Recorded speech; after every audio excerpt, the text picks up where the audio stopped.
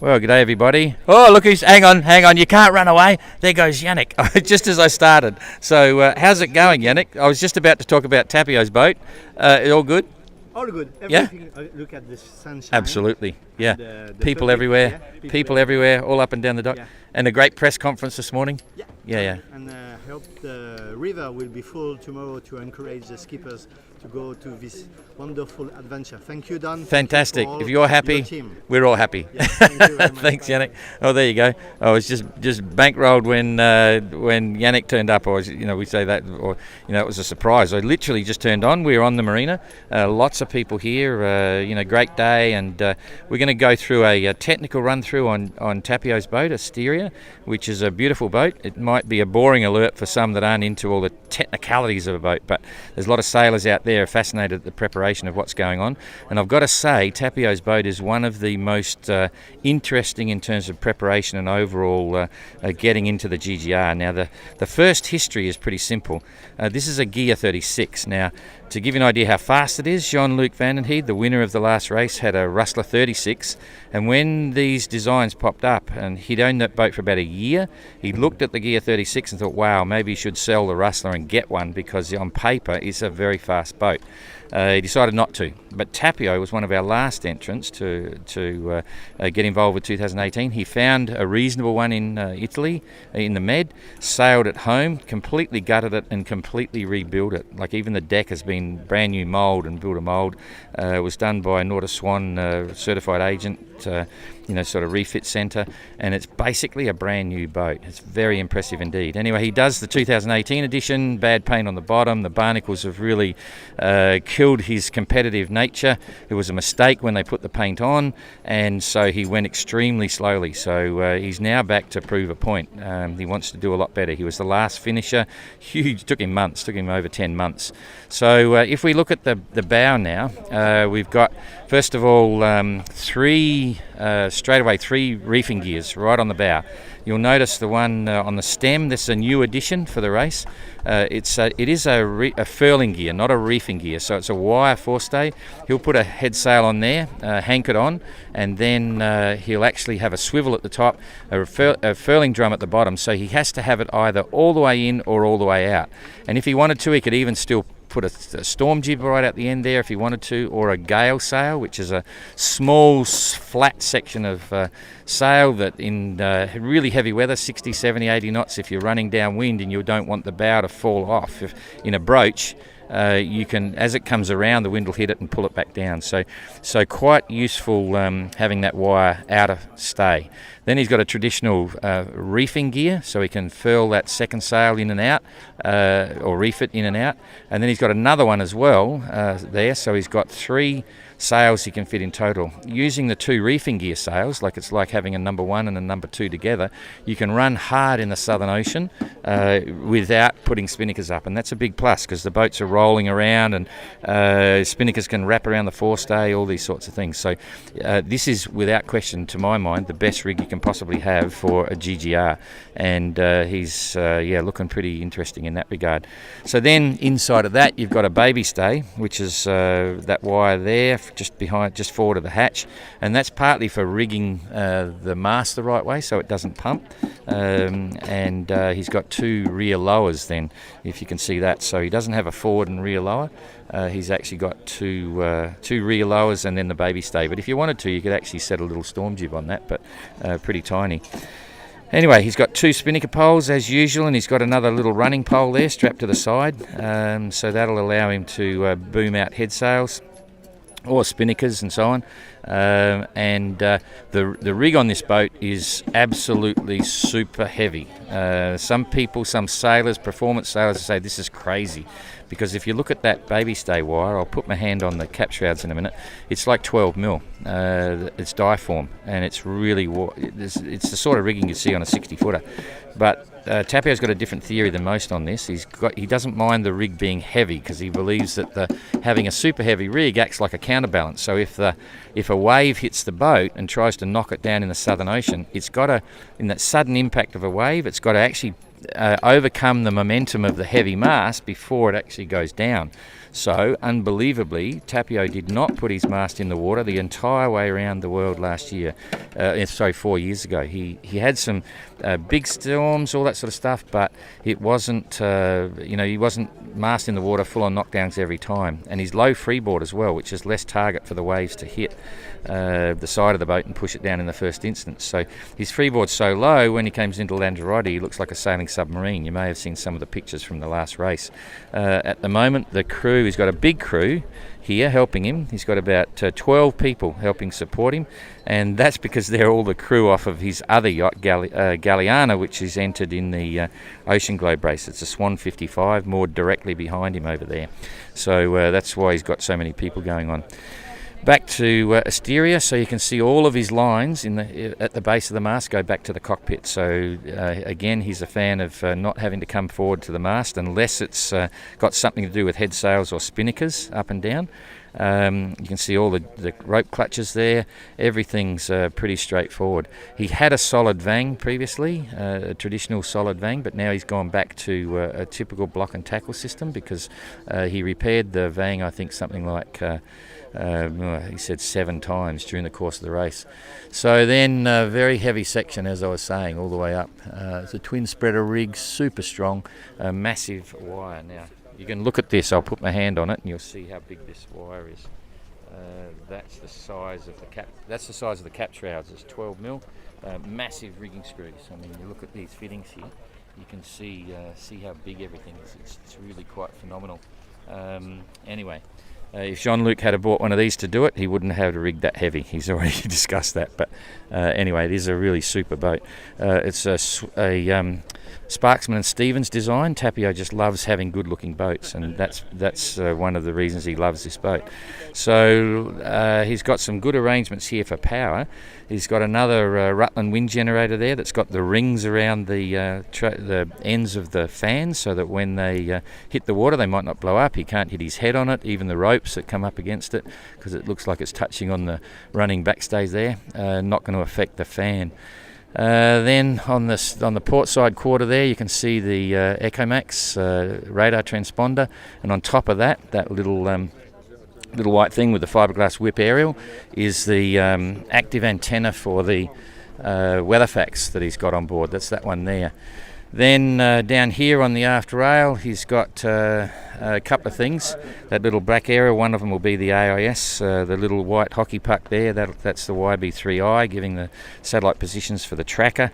And then he's got a hydrovane, which is auxiliary steering wind vane system. You can see the rudder in the water there, and quite a massive bracket there to mount it.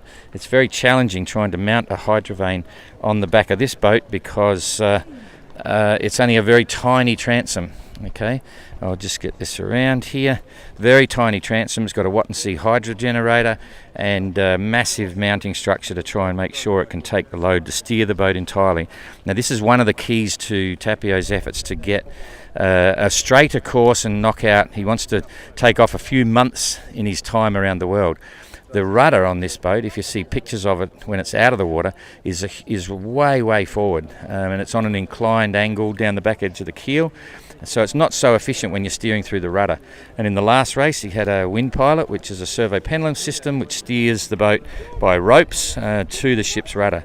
Now with the hydrovane he'll be able to lock the tiller so the ship's rudder doesn't move, and in fact he can actually take up any weather helm, and then the actual hydrovane hidden around the back there will steer the boat with a rudder right at the back of the boat. So he's confident that he'll be steering an overall straighter course, and for 7 or 8 months that adds up to a lot of distance, so all pretty good. He's got customised solar panels on the back of the boat there. They're all chopped up in little bits. You can see on the transom here, on the back deck rather, he's got all the various little pieces of solar panels. His Plastimo life raft is in the back of the cockpit there. He's got normal deck hatches for cockpit hatches because it's all got to be watertight. Massive size blocks on the main sheet there. He's got a dual main sheet arrangement, and a pretty cool companionway set up as well. So I think it's time to get on board, and I know hello Tapio. Can we have a look at your boat? I've just given him a rundown. Okay. So I know you're busy, and thanks for this. It's a frantic time. So you're good to go? Never too busy for you. Okay, well, let's get on. I'm fit for fight, and so is Asteria. Okay. All right, let's hop on board and have a look. It's a beautiful boat, and I'm glad to have some time to sort of explain this to people. Okay, I've got shoes on. That's okay? Yeah. Yep, okay. It's a tool. It's a tool. Right, I'm going to get the up sun of you so that we're okay to stand on the solar panels? Yeah. Yep. Okay, voila. Okay, so walk us through the cockpit and how you feel about your boat. Well, the boat has been rebuilt and partly redesigned as we had a very total refit 4 years ago. And about the cockpit, maybe one change to the original design is that the aft part of the cockpit has been made more narrow so that it just holds snugly the life raft. So it's easily accessible and at the same time it makes the volume of the cockpit only half the size of the original, and I claim that the volume is about 1/10 of the biggest volumes on some of my competitors' boats, which adds to safety. Yeah. Another safety factor is that without the notice of race requiring it, we have one watertight bulkhead here and another one here between the hatches. So this compartment here is totally waterproof, and all my through hull fittings are between these bulkheads. So the engine exhaust is in the last one, but still, if any of this would fail, it would fill only this part of the boat, which then wouldn't be a major problem. Yeah. I've explained the scope and weight of your rig and your theory about it acting as a pendulum or counterbalance. It's quite interesting. My rig is a tribute and homage to Cornelius van Rietschoten, who was my big hero in 1981 Whitbread. So it's discontinuous and the fittings are Norseman type. It's Pedersen made, but not swaged, but this kind of thing which you screw so that they won't break the threads of the wire. Yeah. So it's considered safer. And my specs to the boat designers when we started planning the refit was that I want the boat to be constructed and built in such a way that I can do X times knockdowns, rollovers or pitch polings, and the boat should always come up like a cork with the rig intact and me being able to continue sailing. Well, in the end, I was the only one finishing the race without putting the rig into water, as opposed to about 10 other competitors. So my theory was not put into test yet, and I'm a bit reluctant to say that I'll be interested to see if it will be tested. But one significant difference between other boats is that my standing rigging is the main shrouds, lower diagonals and baby stay are 12 millimeter wire as opposed to 10 or 8 millimeter on other boats, and also the mast and boom section are stronger than and heavier than on most of the boats, and in addition to that I have followed the Lloyd's requirements so that I have an internal sleeve in the mast profile which is riveted all the way to the upper end of the spinnaker pole track, so that if I would do a Chinese jibe, the impact of the spinnaker pole to the unsupported part of the mast would not break it. Yeah. And all this means that the rig weighs probably 150-200 kilos more than my competitor's rig, so it's a very heavy one. I also have 3 furlers in the front. Yeah, we saw that. Yeah. And racing sailors have been used to during the last half century of paying a lot of money to make their rigs as light as possible, and that is understandable. That especially going upwind in a chop, the movement of the pitching of the boat slows it down, and it is a handicap for me when we are just for straight line speed. But then in this race differs from other races in the fact that this is the one race where especially the old truth applies, that in order to win you need to finish. Absolutely. And I have said that my first the first thing that I'm racing against is not my fellow competitors, but it's the ocean and the circumstances. And in order to win, you need to finish. And I have done everything to make sure that I finish. And it's a matter of honor for me to finish a race which I start. And I would rather finish and have a good race and be beaten by some lighter and faster boats than taking a risk of not finishing. Yeah. Okay, so all very good, and you've got the same sails. The same sails mostly same sails. For example, this mainsail is the one that I already did one circumnavigation. It's made out of very heavy, durable, best quality contender Dacron by WB Sails in Helsinki, and all my sails are made by WB Sails and off contender clothes.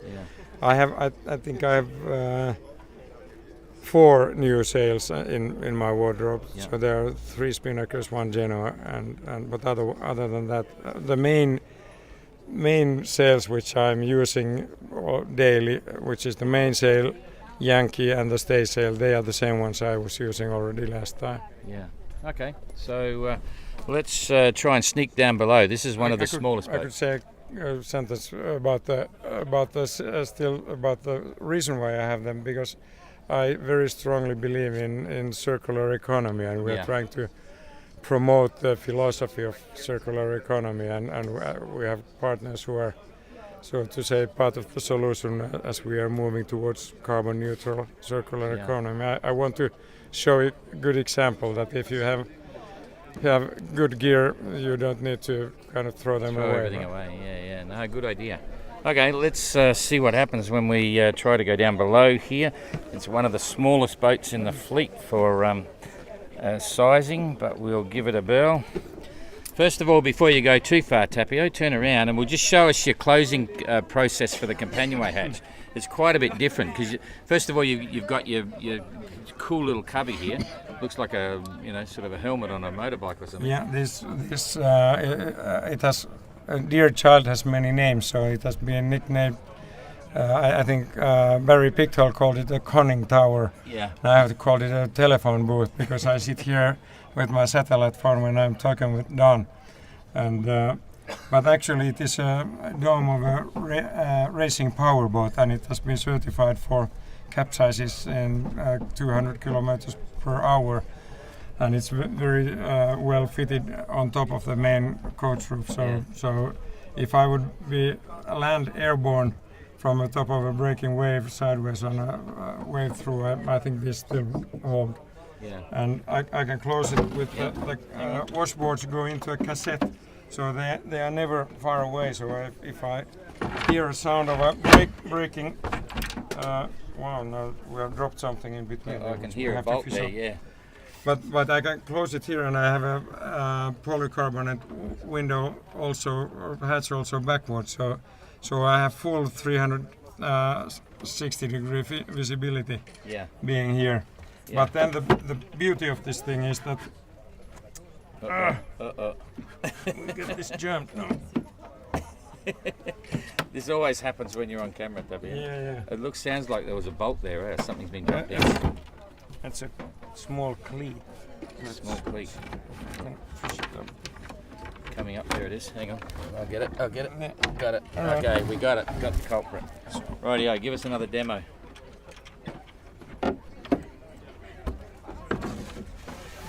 So this goes. Yeah. Very cool. Yeah, it's very cool. That's buttoned up. Yeah. We can't hear you now. My Mitzi, I favorite can place see. to be Yeah. reading a book or talking to Don or watching the albatross or the water going over the side. And you can steer. You've got foot steering. Wait, still for a second. I'll show. Where's my sliding seat? Yeah, it's quite cool. You'll see there's steering lines going in here. So there's a steering line there. There's one each side. That's where lines from the tiller go through.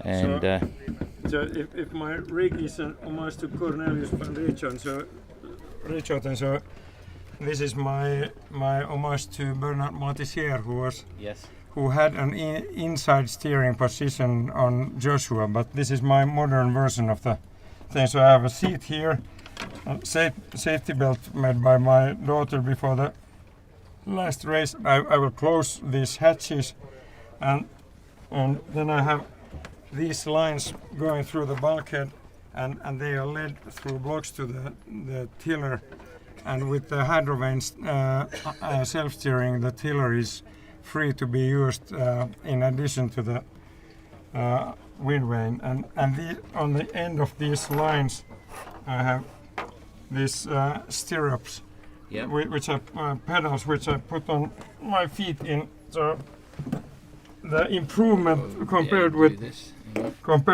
Montessier's system is that Montessier had a wheel which he was turning with his hands. yeah. Well, he was much stronger guy than I am, but the skinny Lehtinen has more power in the legs, so I can steer with these pedals looking forward. I have perfect view of the waves in front of me, and I can adjust the direction of the boat so that when I'm at the top of the wave, I'm going straight down, and then when I'm going down the wave, I steer to the side in order not to dig my bow in. You used that a lot in the last race?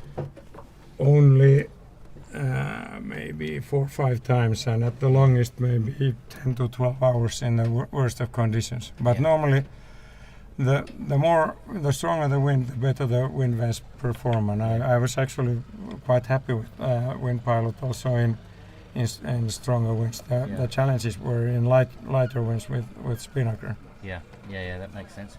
Okay, that's a very cool seat, sliding it out now. Boom, boom, goes there. Very much purpose built. So I'll try and follow you down and see what we're going to do here. This is a very cool boat, no doubt about it. She's actually for sale, by the way, but we'll mention that at the end if you're interested in the GGR. So I'm now sitting in the Companionway, and you can see there's not a whole heap of room down below. What's the beam, Tapio? Total beam? Total beam is 3 meters, and I am 180 tall, so this is 180 wide. Yeah. And with the designer Kamus Trollman, who redesigned the whole construction, the idea was to make a cubicle here in the middle of the boat, which is 180 high, 180 wide, and wide 190 long. Yeah. So, and my bunk here is 55 centimeters wide, and with a very high lee cloth and a lee board inside. And then I also have a safety belt on top of the bunk, which I tie into these omega rings. So when the going gets a bit rougher, then I will crawl into the bunk from here. Yeah, from one end. And I have my head there, and the reading lamp is here, and the stereos are there. Yeah. And then when I have my head on the pillow and open my eyes, the first thing I see is a barograph here. Yep. So I see if the pressure is going up or down or up, or how steep, because the steepness is the important thing, not the absolute number. Yeah. And also the compass is here. Yes. So if the wind has veered, I know it's time to get on up on deck. Yeah, very cool. Okay. There's insulation here, and the mattress is very well ventilated, so there will not be any mold. There goes air under it. Yeah. And then one big change we did from last time is that all the electrical systems have been moved from. They used to be in the galley, but I wanted to have them in the center of the both length Yes. and sidewise in to the center of the boat. Hang so on, I that- need to put everyone in perspective at the moment, just so they know what they're looking at. So this is the portside quarter, which is the galley. It's in its own little cubicle as well, so you can see there's the windows and so on, and you've got a little sink there. Where's your stove?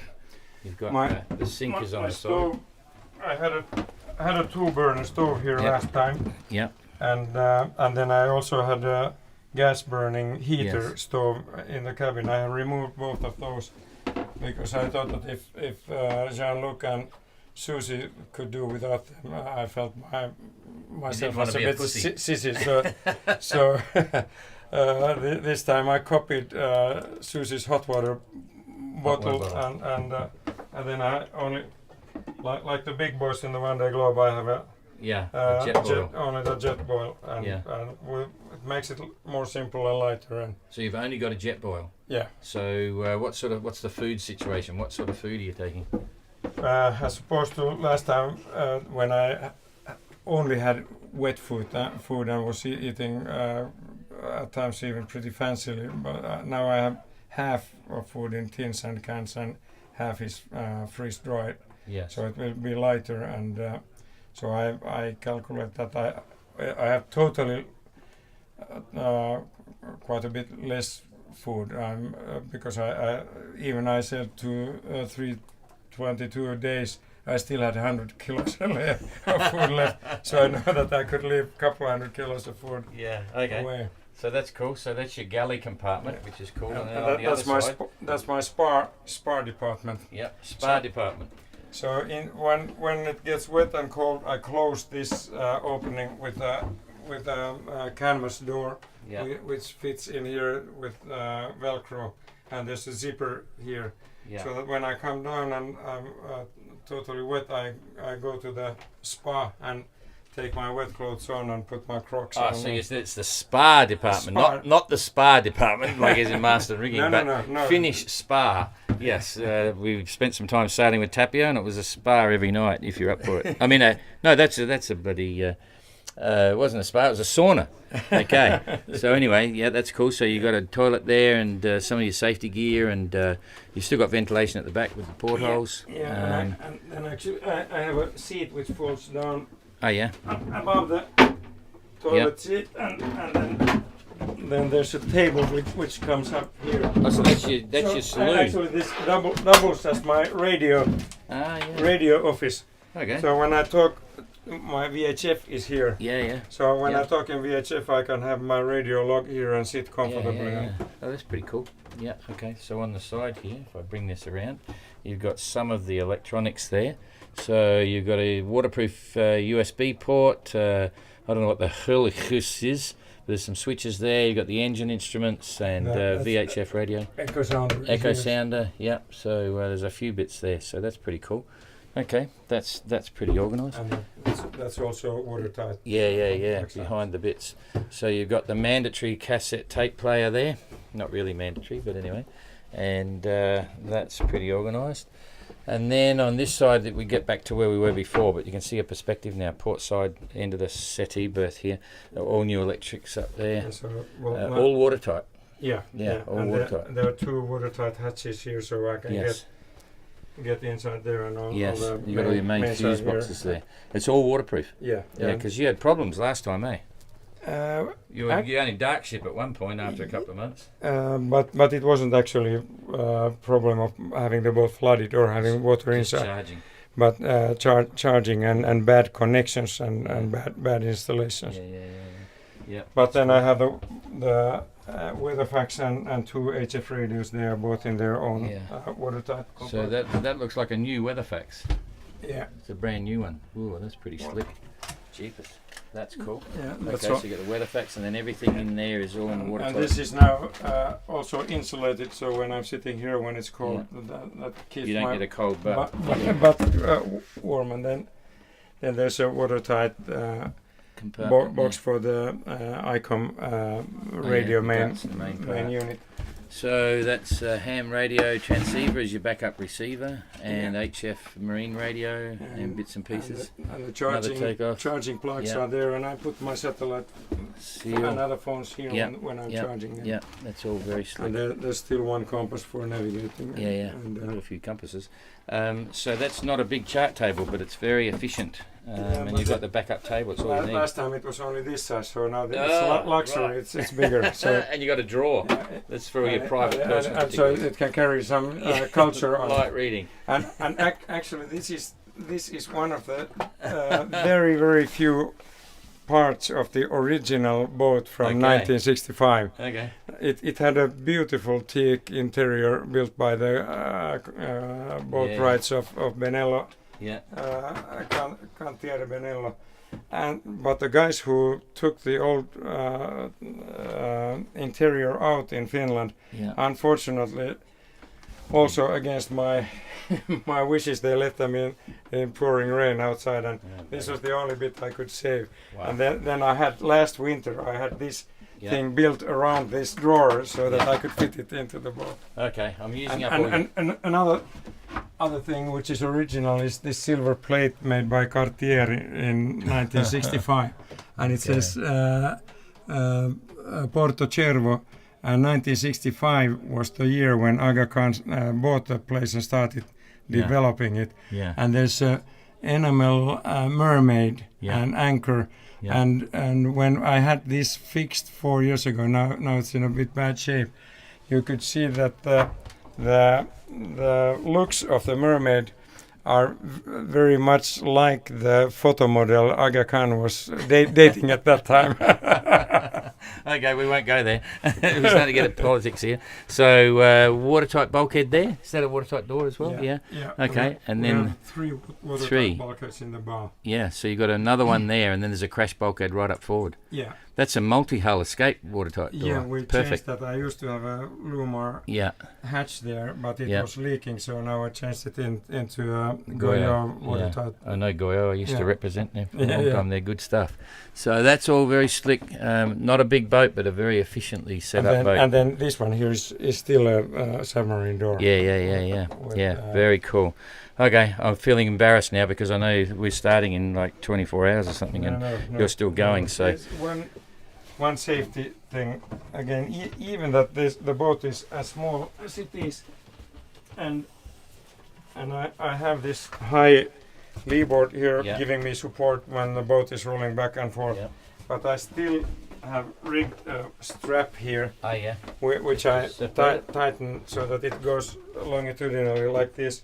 And even it makes the movement in the boat difficult, I rather go under it and have it here because I can lean against it. Something similar. So I want to make it as when I'm moving in the boat at sea, I'm squeezing myself through the boat in any place, and then I know I can't hurt myself. Yeah, exactly. Okay, that's really good, Tapio. Thanks for your valuable time today. Looking good. We're going to be following with great interest, and I know you're going to do a better speed than last time, so don't stress. I'll do my best. All right, I'm going to finish it. I've got to press this button here to show everyone I'm still here. Hello, it's us here. Thanks for watching, and there'll be more